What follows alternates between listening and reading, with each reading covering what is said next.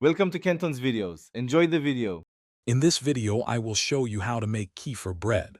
We'll start by gathering our ingredients, focusing on fresh kefir and quality flour.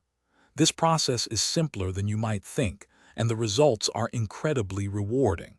You'll learn how to combine everything for the perfect dough, ensuring a delicious and healthy loaf every time. Let's get baking. First, let's gather our ingredients. You'll need 1 cup of active kefir, about 1/4 cup of warm water, 3 cups of all-purpose flour, and 1 teaspoon of salt. In a large bowl, combine the kefir and water. Gradually add the flour and salt, mixing until a shaggy dough forms. Cover the bowl with a clean cloth and let it rest for 30 minutes. Hey everyone, if you're enjoying this guide on making delicious kefir bread, please hit that like button and subscribe for more great content. Quick recommendation. On another note, imagine listening to your favorite baking playlist or setting timers hands-free with the Echo Dot smart speaker. It's perfect for any kitchen. Check the description for the link and other amazing deals. Now let's get back to the video.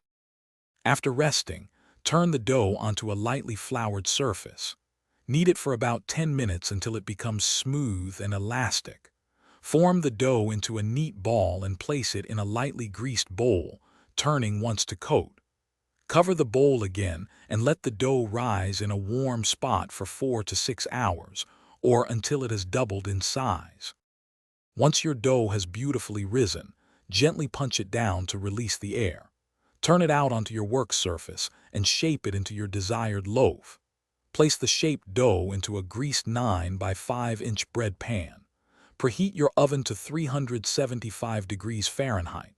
Bake for approximately 35 to 40 minutes until golden brown and hollow sounding when tapped. Thanks for watching. Consider subscribing if we helped you.